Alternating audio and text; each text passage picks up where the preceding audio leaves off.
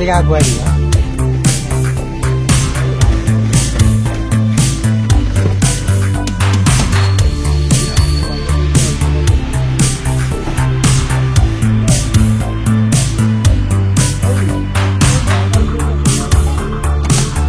নমস্কাৰ বন্ধুসকল, য়াংষ্টাৰ পল্টিলা আপোনালোককে স্বাগতম।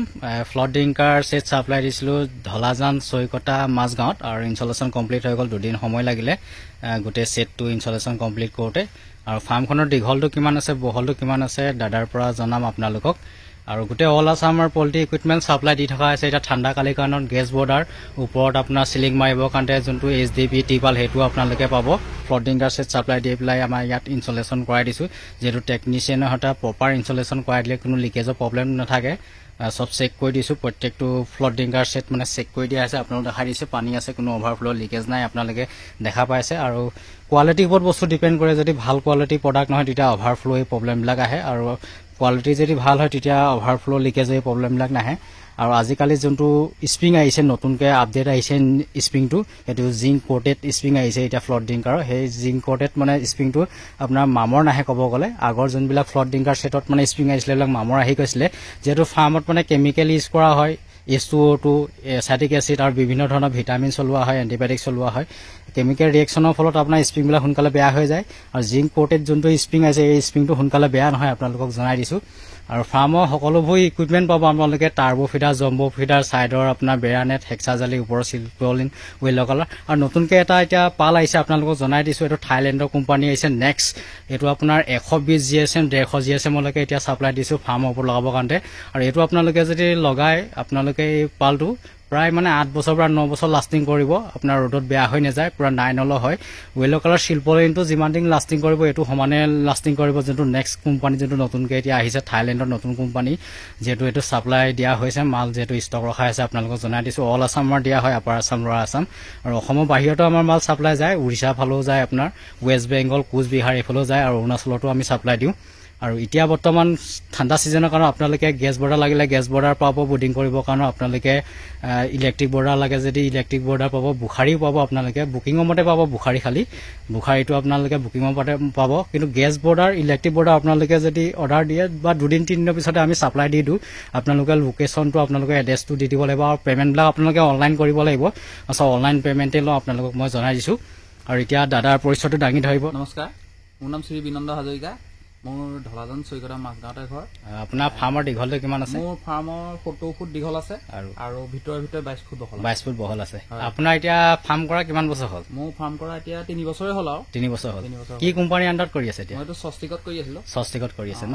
ৰিজাল্টবিলাক ভালে আহি আছে নে? ৰিজাল্ট বৰ্তমান ভালেই আহিছে। ভালে আহি আছে ন?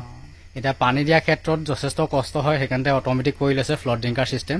আৰু নিপুল ড্ৰিংকাৰ ছিষ্টেমো আপোনালোকে কৰিব পাৰিব। নিপুল ড্ৰিংকাৰ ছিষ্টেম কৰিলে অলপ কষ্টলি পৰে, খৰচাটো বেছিকৈ হয়। ফ্লড ড্ৰিংকাৰত খৰচাটো কম হয়, আৰু অট' ড্ৰিংকাৰ লগাব পাৰে। কিন্তু অট' ড্ৰিংকাৰতকৈ আজিকালি মানে ফ্লড ড্ৰিংকাৰটো বেছিকৈ চলিছে।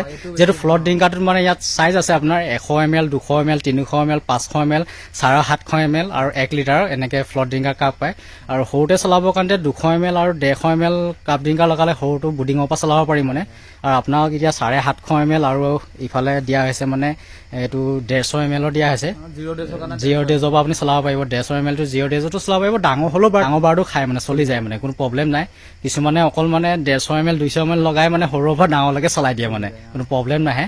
আৰু ডিষ্টেঞ্চটো যিহেতু ঘনকৈ লগোৱা হৈছে, আপোনালোকক দেখাই দিছোঁ 2.5 ফুট ডিষ্টেঞ্চত লগোৱা হৈছে। কিছুমানে 2 ফুটতো লগায়, কিছুমানে 3 ফুট, 4 ফুট, 5 ফুটলৈকেও লগায়। কিন্তু 5 ফুটত লগালে অলপ সেৰেঙা হৈ যায়, অলপ মানে সেৰেঙা বেছিকৈ হৈ গ'লে মানে কি হয়, পানী যিটো কনজাম্পশ্যনটো যিমান পাব লাগে অলপ কমি যোৱা নিচিনা হয়।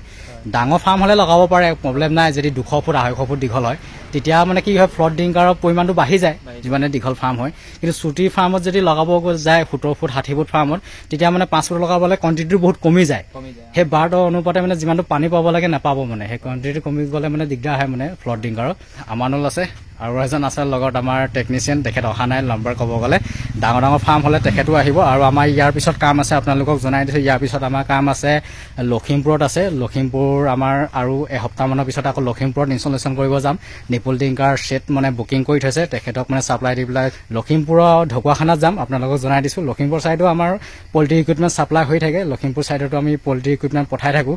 ড্ৰিংকাৰ, ফিডাৰ, আপোনাৰ বিভিন্ন ধৰণৰ প্ৰডাক্ট লৈ থাকে, পাল লৈ থাকে, ছাইডৰ বেৰা নেট লয়, সাইডৰ যোনটো সাইড কাটিং এইটো লয় আৰু এতিয়া আপোনালোকে ইউজ কৰিবৰ কাৰণে বেছিকৈ ভাল হ'ব আপোনালোক কৈ দিছোঁ HDP এটা বুডিঙৰ কাৰণে টিপাল আহিছে হোৱাইট কালাৰ টিপাল মানে এইটো HDP মানে টিপাল হয় মানে টাৰ্পলিন হয় এইটো আপোনালোকে বুডিং অৱস্থাত ইউজ কৰিলে বহুত ভাল এইটো আপোনাৰ কেজি চিষ্টেমত আহে প্ৰায় 25 কেজি 26 কেজি এটা থান আহে আৰু যোনবিলাক মানে 25 কেজি 26 কেজি যোনটো থান আহে সেইটো আপোনাৰ বহলটো আপোনাৰ 12 ফুট থাকে আৰু তাতকৈ বেছি বহলো পোৱা যায় 18 ফুট বহলো পোৱা যায় আৰু 9 ফুট বহলো আহে 9 ফুট বহলো আহিলে অলপ ৱেটটো কম আহে আৰু যোনটো 18 ফুট বহলো আহে সেইটো ৱেটটো বেছি হৈ যায় ক'ব গ'লে আৰু তাত মানে ক'ব গ'লে দীঘল হিচাপত আপোনাৰ 250 ফুট প্লাছ ওলাই এটা মানে থানত ক'ব গ'লে আপোনালোকক জনাইছোঁ নেক্সট যোনটো আপোনাৰ টাৰ্পলিন আহিছে মানে সেইটো আপোনালোকে ল'ব পাৰিব আপোনালোকক মোৰ ফালৰ পৰা জনাই দিছোঁ বহুত ভাল কোৱালিটি মাল আহিছে স্ক্ৰীনত মই ফটো দি দিছোঁ আপোনালোকে দেখা পাইছে আৰু অসমৰ বিভিন্ন ধৰণৰ জেগাত আমাৰ মাল গৈ থাকে যোনবিলাক মাল আমি ছাপ্লাই দিওঁ চব মাৰ্ক কৰি দিওঁ যিহেতু আপোনালোকৰ এড্ৰেছটো লৈ লওঁ এড্ৰেছৰ মতে আমি মালবিলাক গাড়ীত দি দিওঁ আৰু গাড়ী যোনখন গাড়ীত দিওঁ সেই গাড়ীৰ নাম্বাৰ ফোন নাম্বাৰ আপোনালোকক দি দিওঁ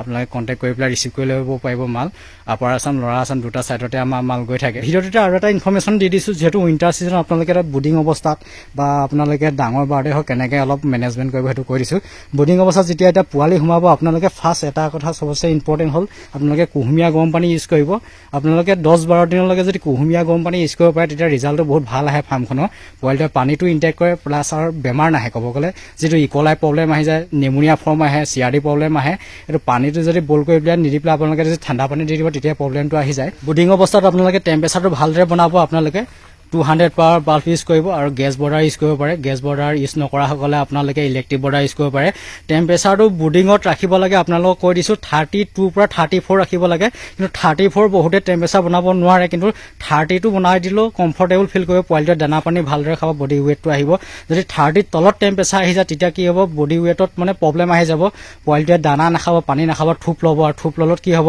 পোৱালি যোনবিলাক উইক পোৱালি থাকিব তলত দবি পেলাই সেই পোৱালিবোৰ আপোনাৰ মৰ্টেলিটি হৈ যাব সেইটো কাৰণে আপোনালোকে টেম্পাৰেচাৰটো প্ৰপাৰ বনাব প্ৰপাৰ টেম্পাৰেচাৰটো বনাবৰ কাৰণে আপোনালোকে ফাৰ্মখনৰ বাহিৰৰ ফালেও আপোনালোকে পাল মাৰিব লাগিব ভিতৰত যেতিয়া বুডিং কৰিব বুডিংটো আপোনালোকে 10 বুডিং বনাব লাগিব ওপৰতো চিলিং মাৰিব লাগিব আকৌ ছাইডত আকৌ আপোনালোকে ডাবল পাল মাৰিব লাগিব তেতিয়াহে আপোনালোকে বুডিঙত টেম্পাৰেচাৰ বনাব পাৰিব 30 প্লাছ আপোনালোকে টেম্পাৰেচাৰ বনাই দিব পাৰিলে কোনো প্ৰব্লেম নাই পোৱালি তেতিয়া এটা হৈ ঘূৰি ফুৰিব দানা পানী ভালদৰে ইনটেক কৰিব ভালদৰে বডি ৱেটো আহিব আৰু ডাঙৰ বাৰ্ডৰ ক্ষেত্ৰত আপোনালোকক কৈ দিছোঁ 30 ডেজৰ প্লাছ যেতিয়া বাৰ্ড হৈ যায় তেতিয়া আপোনালোকে দিনৰ পক্ষত আপোনালোকে প্ৰায় 2 ঘণ্টা 1.5 ঘণ্টা টাইম আপোনালোকে দানাটো অফ কৰিব যিহেতু দানাটো বেছিকৈ খালেও এটা প্ৰব্লেম আহে যোনটো এছাইটিছ প্ৰব্লেম বুলি কয় পেটৰ ভিতৰত পানী জমা হোৱা এই প্ৰব্লেমটো আহি যায় দানা বেছিকৈ খালত দানাটো অলপ আপোনালোকে যদি মেইনটেনেঞ্চ কৰে ক'ব গ'লে দিনৰ টাইমত অলপ টাইম আপোনালোকে যদি অফ দিয়ে 1.5 ঘণ্টা তেতিয়া কি হয় এছাইটিছ প্ৰব্লেমত মৰ্টেলিটিটো বাৰ্ডটো কম হয় পিছৰ প্ৰব্লেমত ডাঙৰ বাৰ্ডবোৰ পেটৰ ভিতৰত পানী জমা হৈ যায় এইটো কাৰণটো হয় আৰু বুডিং অৱস্থাত যদি গেছ হয় ফাৰ্মখনত তেতিয়াও সেই প্ৰব্লেমটো পিছলৈ আহে ক'ব গ'লে প্ৰথম অৱস্থা আপোনালোকে প্ৰব্লেমটো দেখা নাপাব প্ৰায় এমাহ হৈ যোৱাৰ পিছত এই প্ৰব্লেমটো আহে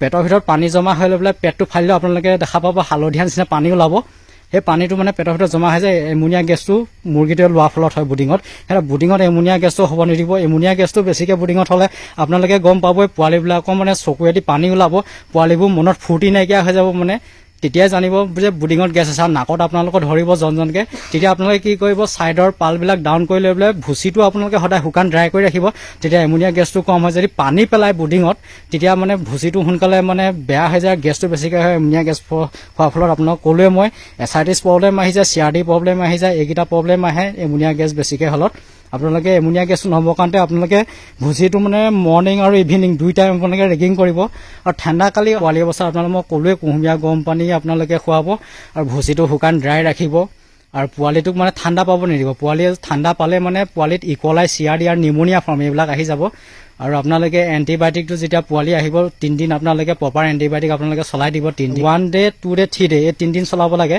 কিছুমানে কি কৰে মানে প্ৰথম দিনাখন নিদি পেলাই ছেকেণ্ড দিনাখনৰ পৰা দিয়ে আপোনাৰ 2 ডে 3 ডে 4 ডে এইটো চলায় যদি উইক পোৱালি আহে তেতিয়া প্ৰথম অৱস্থাতে মানে পোৱালিটো অলপ দানা পানী খুৱাই পেলাই ষ্ট্ৰং নোহোৱালৈকে এণ্টিবায়'টিক লগাব নোৱাৰি এণ্টিবায়'টিক লগাই দিলে যিহেতু পোৱালিটো দুৰ্বল কৰি দিয়ে বেছিকৈ উইক পোৱালি অহা যেন দেখিলে আপোনালোকে মানে দানা পানীটো খুৱাই পেলাই অলপ ষ্ট্ৰং হোৱাৰ পিছত প্ৰথম দিনাখন আপোনালোকে নলগাই পেলাই এণ্টিবায়'টিকটো ছেকেণ্ড দিনাখন লগালত ভাল হয় পোৱালিটো অলপ ষ্ট্ৰং হ'লত আৰু পোৱালিৰ যদি মৰ্টেলিটি যদি হৈ গৈছে বেছিকৈ যদি তেতিয়া আপোনালোকে প্ৰথম দিনাখনতে লগাব লাগিব মৰ্টেলিটি ৰাখিবৰ কাৰণে এণ্টিবায়'টিক লগাই দিলে মৰ্টেলিটিটো ৰখি যায় সেইটো আপোনালোকক মই জনাই দিছোঁ আৰু ভিডিঅ'টো মই ইমানতে সমাপ্ত কৰিছোঁ thank you bye bye thank you for ৱাচিং